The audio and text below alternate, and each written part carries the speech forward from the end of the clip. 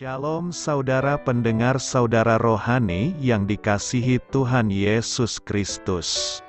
Selamat datang di renungan rohani malam hari ini. Selamat malam, saya berdoa agar saudara sehat selalu. Semoga Roh Kudus hadir di tengah kita saat ini.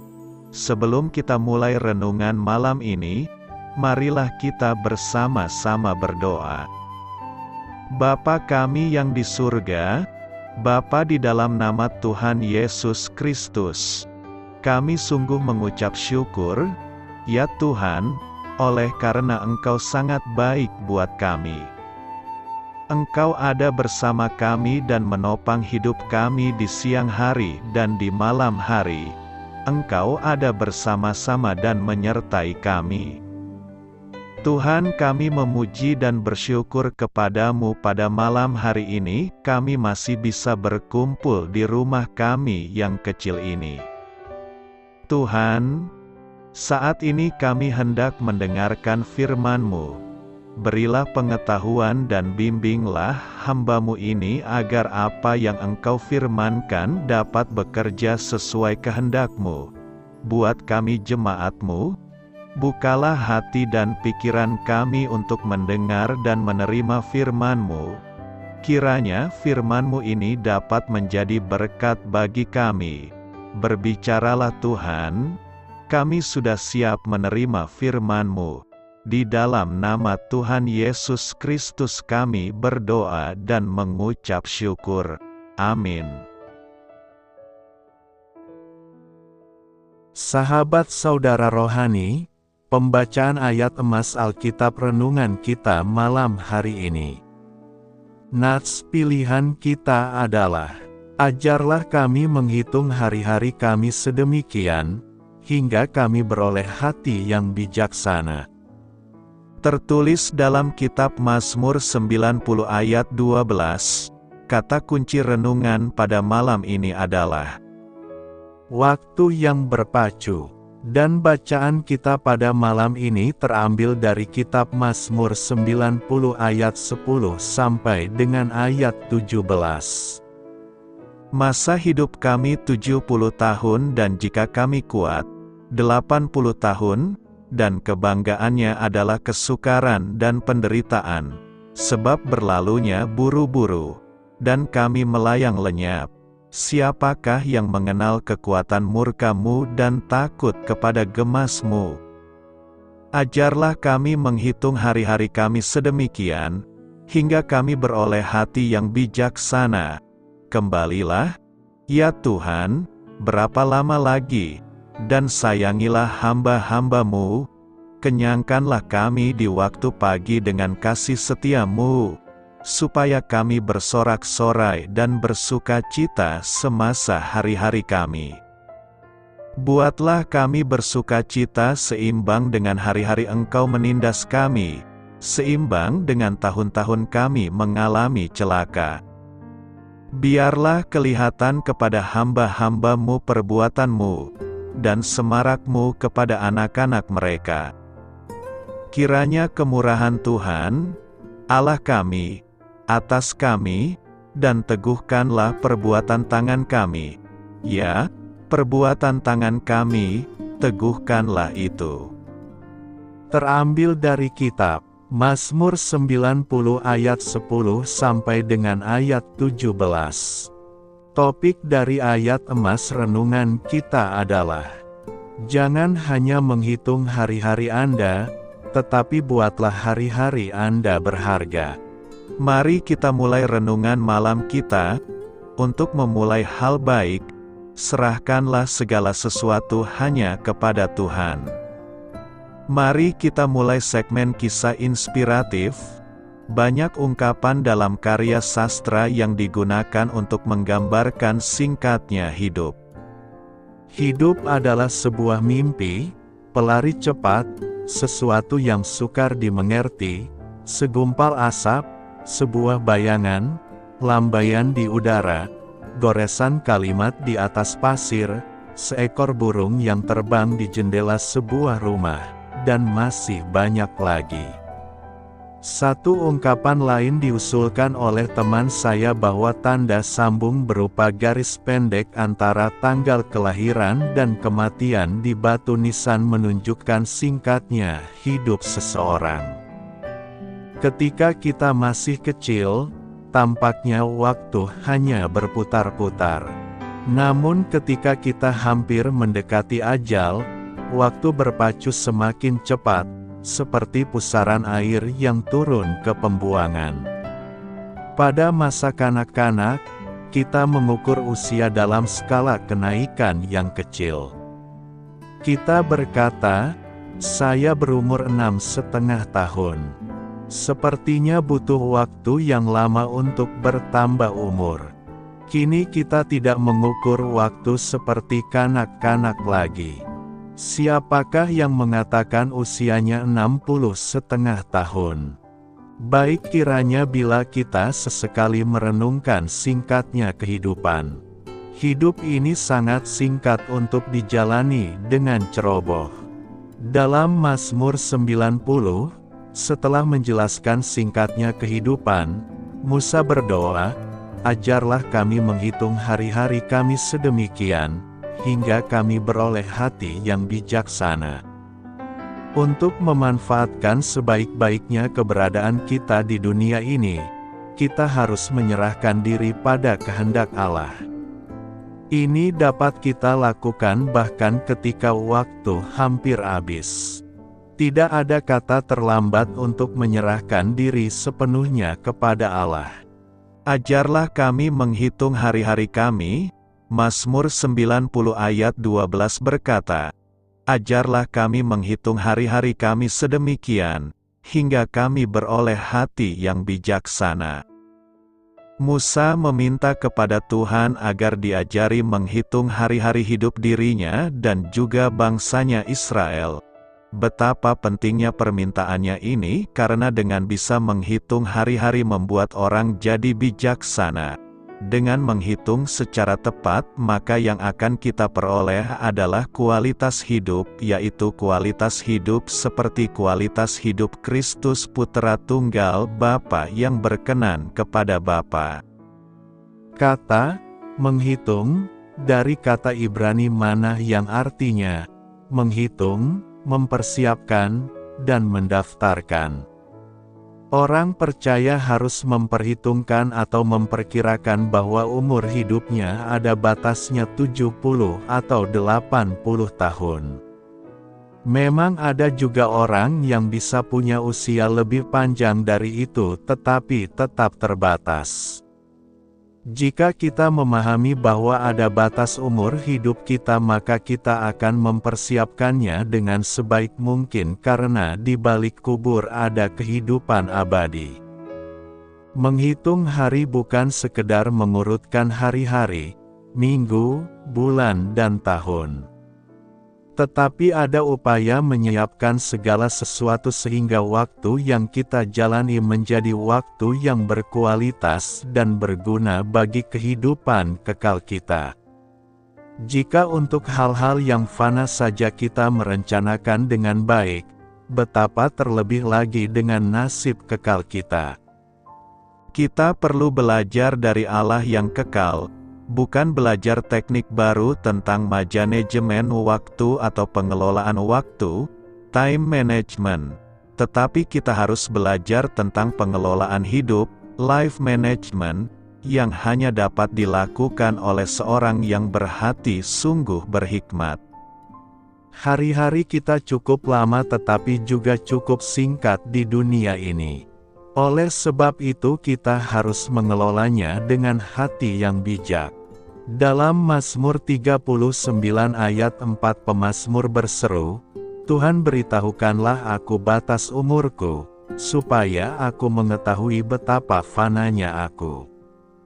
Hidup ini dalam semua pencapaiannya, harus merupakan suatu pelayanan yang setia bagi Allah, yaitu mengetahui apa yang Allah kehendaki dari hidup kita, baginya, bagi diri kita, bagi keluarga dan gereja Tuhan dan masyarakat kita.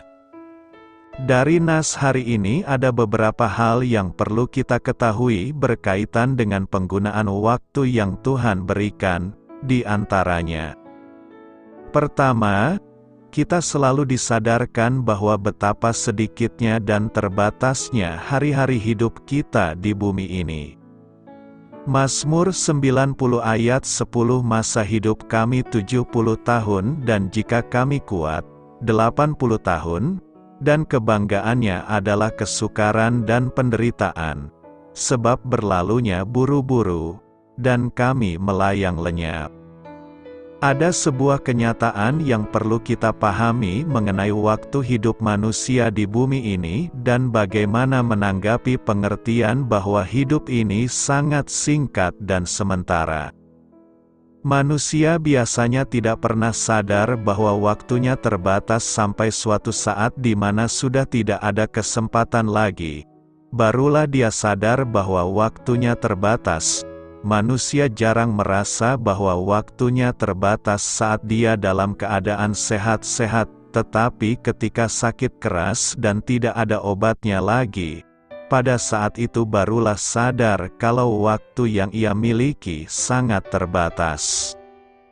Periode 40 tahun kedua Musa diisi oleh perkara-perkara yang biasa dan sangat menjemukan. Tidak ada hal-hal yang menggairahkan selain diisi oleh hari-hari menggembalakan kambing domba mertuanya di tanah Median. Itulah sebabnya, Musa berdoa agar hidupnya diisi oleh perkara-perkara ilahi yang dari Tuhan, karena ia khawatir kondisi tubuhnya selepas usia 70 tahun akan diwarnai oleh penderitaan demi penderitaan. Dia rindu hidupnya menjadi sesuatu yang sangat berarti di tangan Tuhan, dan doa Musa terjawab.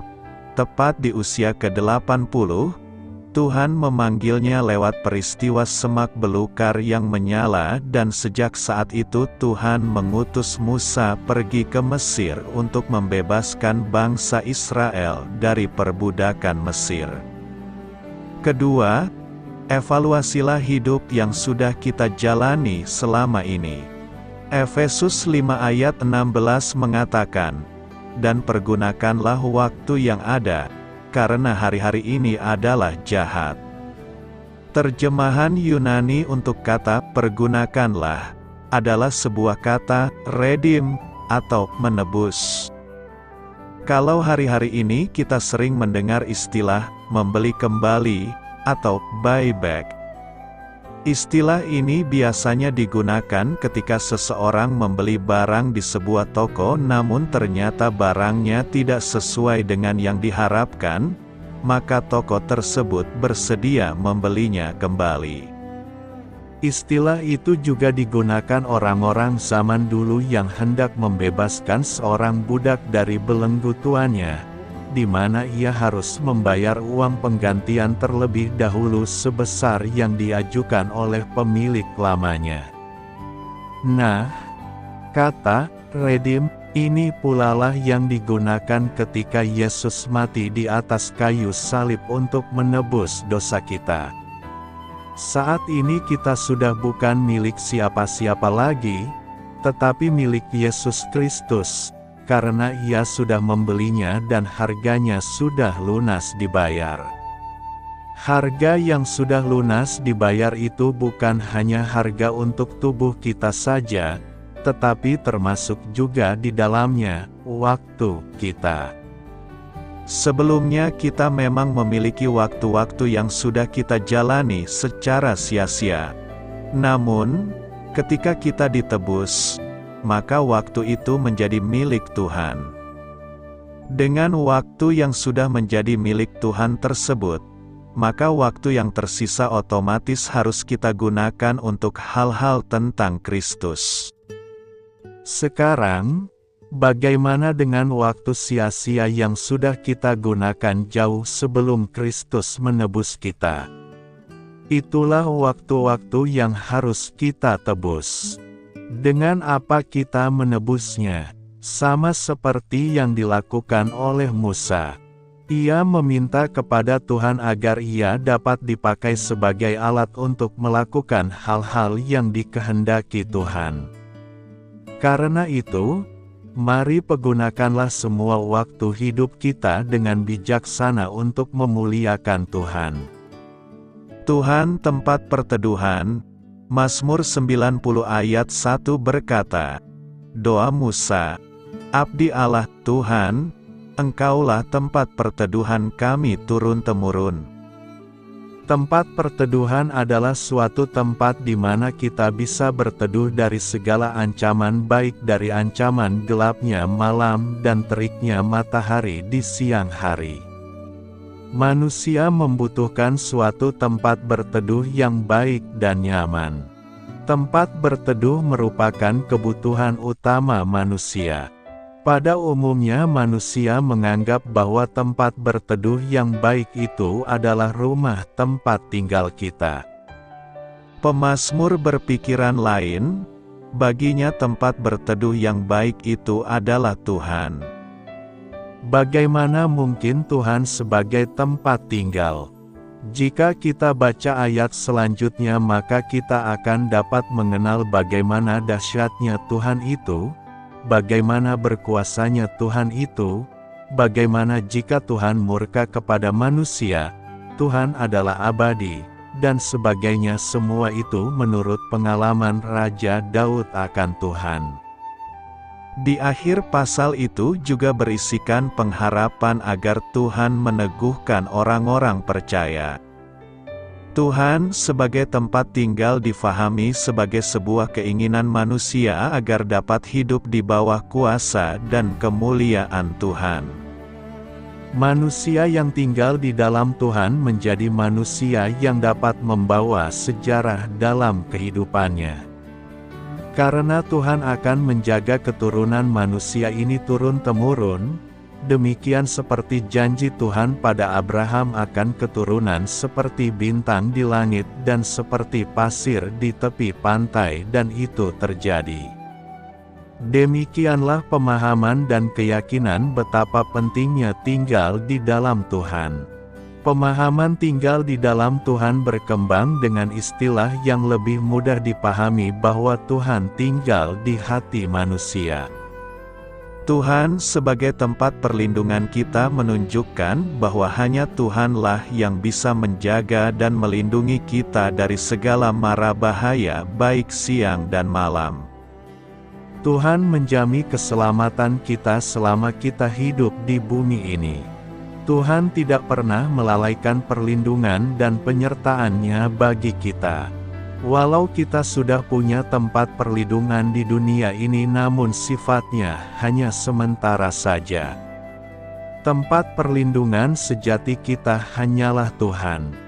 Karena itu, berteduhlah selalu di dalam Tuhan agar hidup kita aman dan nyaman senantiasa. Kenyangkanlah kami. Mazmur 90 ayat 14 berkata, kenyangkanlah kami di waktu pagi dengan kasih setia-Mu, supaya kami bersorak-sorai dan bersukacita semasa hari-hari kami. Kenyang akan membuat tubuh memiliki kekuatan untuk melakukan pekerjaan. Itu sebabnya setiap perut kosong harus diisi kembali.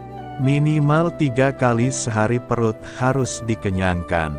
Orang yang sehat pasti membutuhkan makanan yang bergizi untuk mengenyangkan perutnya. Tetapi orang yang sakit cenderung sulit memasukkan makanan ke perutnya karena larangan para medis untuk dirinya. Artinya, makanan sangat penting untuk tubuh jasmani kita. Hal yang sama juga kita harus mengenyangkan tubuh batiniah kita. Kita harus memberikan makanan yang sehat dan bergizi bagi tubuh jasmaniah kita agar sehat dan kuat melakukan tugas dan pekerjaan kita. Tubuh jasmani dan rohani harus dikenyangkan secara seimbang. Jika tubuh jasmani dikenyangkan dengan nasi, lauk dan sayuran, maka tubuh rohani akan dikenyangkan dengan kasih setia Tuhan. Kita harus menikmati kasih Tuhan setiap bangun pagi bagi jiwa yang bergumul dan hati yang penat. Alkitab mengajak kita untuk mengenyangkan diri kita dengan Tuhan di pagi hari dengan kasih Tuhan. Kitab suci mengatakan bahwa jika kita menjadi kenyang oleh Tuhan di pagi hari, maka kita juga dapat memiliki sukacita penuh sepanjang hari-hari kita. Jadi bagaimana kita dapat mengenyangkan diri kita dengan kasih Tuhan di pagi hari?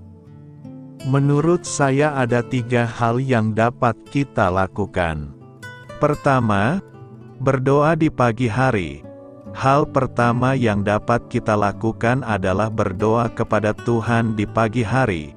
Ini merupakan sebuah kebiasaan yang bahkan Yesus pun lakukan. Pagi-pagi benar, waktu hari masih gelap, ia bangun dan pergi keluar. Ia pergi ke tempat yang sunyi dan berdoa di sana. Kita dapat berdoa kepada Tuhan untuk menceritakan tentang rencana dan harapan kita untuk hari ini, meminta penyertaan-Nya sepanjang hari ini, meminta kehendak-Nya atas hidup kita agar terjadi hari ini, membantu kita untuk tetap bersukacita dan bersyukur sepanjang hari ini, dan membukakan berkat-Nya untuk keluarga kita hari ini. Berdoa di pagi hari merupakan sesuatu yang sangat penting. Kedua, membaca Alkitab di pagi hari. Hal kedua yang dapat kita lakukan di pagi hari adalah membaca Alkitab. Banyak sekali perkataan-perkataan Tuhan yang dapat menguatkan kita di dalam Alkitab. Ketika kita sedang lemah, tidak bersemangat, kesulitan untuk bersyukur, perkataan Tuhan dapat membantu dalam mengingatkan diri kita bahwa Dia baik dan Dia belum meninggalkan kita. Seringkali kita lupa bahwa kita memiliki Tuhan yang Maha Kuasa dan juga Maha Pengasih karena kita lupa untuk membaca perkataan-perkataan-Nya di dalam Alkitab. Doa adalah bagaimana kita berbicara kepada Tuhan. Pembacaan Alkitab adalah bagaimana Tuhan berbicara balik kepada kita. Bagi sebagian orang ketika sibuk menjadi lupa berdoa. Tetapi tidak demikian dengan Martin Luther, tokoh reformasi gereja. Ia berkata bahwa ia memiliki begitu banyak hal untuk dikerjakan sehingga ia meluangkan 3 jam pertama setiap hari untuk berdoa. Ketiga, memuji Tuhan melalui puji-pujian di pagi hari. Hal ketiga yang dapat kita lakukan di pagi hari adalah memuji Tuhan melalui puji-pujian. Saya sangat suka lagu puji-pujian karena lirik-lirik yang terkandung di dalamnya biasanya dapat mengingatkan saya kembali akan kasih Tuhan dan akan siapa diri saya di dalamnya. Daud bersyukur kepada Tuhan untuk kasih setia Tuhan yang selalu baru setiap pagi. Ia menyanyi, bermazmur dan menyembah Tuhan. Daud senantiasa mengharapkan Tuhan lebih daripada seorang penjaga yang mengharapkan pagi. Daud menyatakan kasihnya kepada Tuhan dengan doa sebagai percakapan dengan Tuhan secara pribadi. Bila setiap pagi kita merenungkan kebaikan Tuhan, maka apapun yang terjadi sepanjang hari tetap membuat kita bersyukur. Karena itu, mari awali hari kita setiap pagi bersama Tuhan, maka kita akan mengalami kekuatan dan ketenangan dalam menjalani kehidupan sepanjang hari. Kita bisa bersorak-sorai sepanjang hari karena kebaikan Tuhan. Beritakanlah Injil kepada segala makhluk, hormatilah semua orang. Selamat beristirahat malam dalam kasih setia Tuhan. Doa saya menyertai saudara sekalian, mari bertumbuh dalam iman bersama saudara rohani. Saya memberkati Anda agar sewaktu Anda mencarinya dari Dia, Bapa Surgawi Anda akan memberikan bagi Anda roti harian Anda. Dalam nama Yesus Kristus, Tuhan yang berkuasa atas alam semesta dan menuntun kita kepada iman yang menyelamatkan, Tuhan Yesus menyertai senantiasa. Terima kasih sudah berkenan mendengarkan renungan malam saudara rohani. Tuhan memberkati. Amin.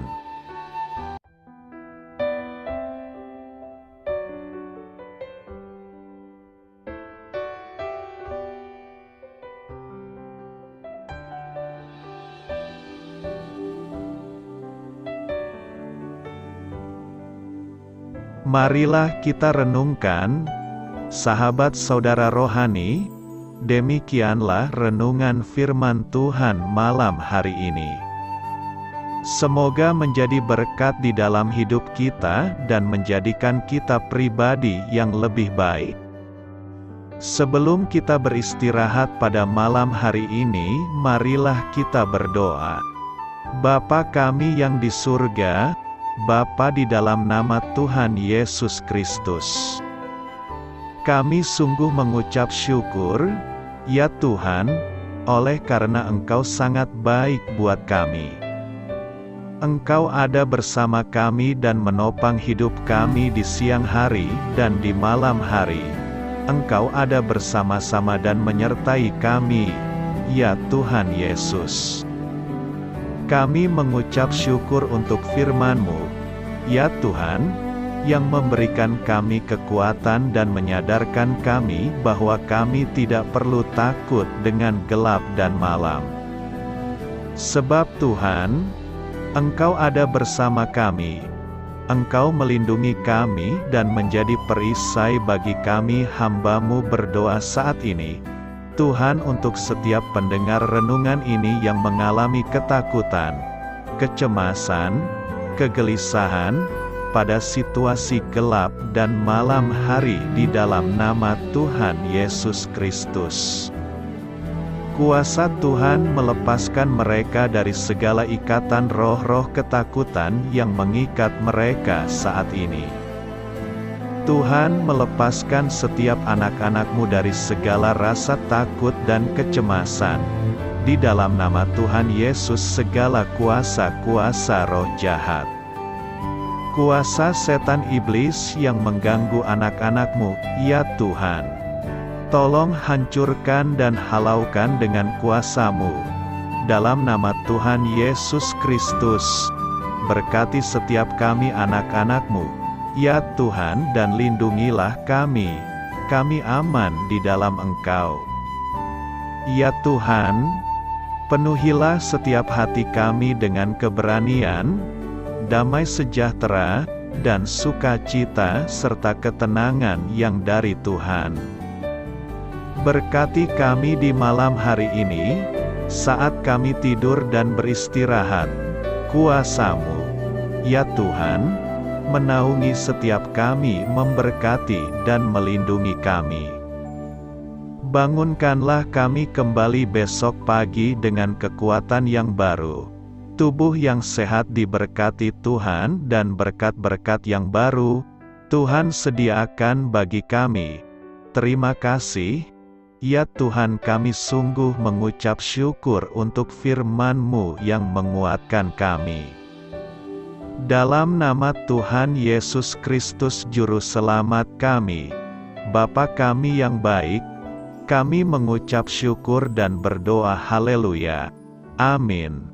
Biarlah firman Tuhan menjadi pengingat untuk kita semua, bahwa tuntunan dari Roh Kudus akan selalu memberi jalan keluar bagi setiap permasalahan hidup kita, dan memberi kedamaian di hati kita. Amin. Sampai jumpa di renungan malam saudara rohani berikutnya.